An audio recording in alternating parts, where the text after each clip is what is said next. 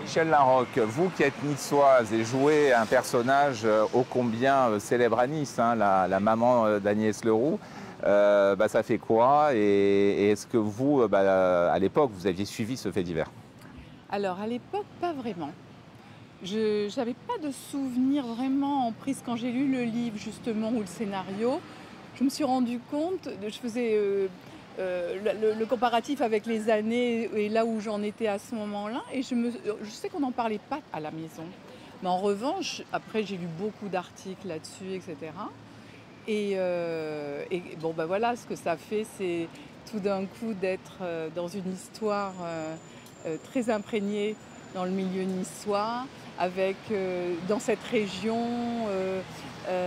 profiter d'un tournage pour tout d'un coup raconter une histoire qui a provoqué beaucoup d'émotions. C'est formidable.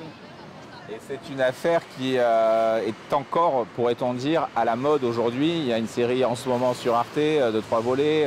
Téchiné aussi en a fait un film. Qu'est-ce qui fait que ce fait divers, pourrait-on dire, soit aussi romanesque? Alors d'abord, il y a beaucoup de choses qui rentrent en ligne de compte dans cette histoire, puisque en dehors du fait qu'il s'agit d'un casino, de la mafia italienne, de personnages importants dans le contexte niçois qui était quand même partie prenante de cette histoire. Il y a aussi une histoire familiale. Et ça, c'est toujours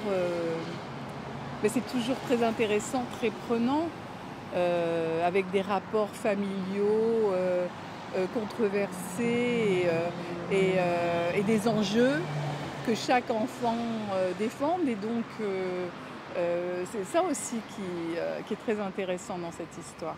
Et pour travailler votre personnage, est-ce que vous êtes plongé dans des documents véridiques, des interviews de Madame Leroux pour voir comment elle était, comment elle s'exprimait, quelle était sa gestuelle, ou au contraire, vous avez fait abstraction de ça et vous avez plutôt voulu interpréter une Madame Leroux, nouvelle version, version Michel Larocque? J'ai regardé, la productrice de la série a fait également un très bon documentaire sur cette affaire.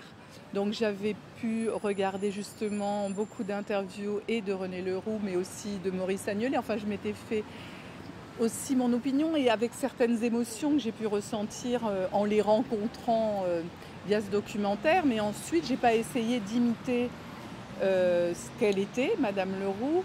J'ai essayé, suivant les émotions que j'avais pu ressentir, de pouvoir raconter l'histoire de manière fidèle à ce qu'elle avait été. Voilà. Donc c'est une espèce de transposition d'actrice. Vous avez un mot à rajouter? Parce que moi, sinon, c'était ma dernière question. Mais moi, la seule chose que j'ai envie de rajouter, c'est que on n'a jamais retrouvé le corps d'Agnès Leroux et qu'il y a autant d'histoires que de Niçois là-dessus. J'ai pu le constater quand on était en train de tourner.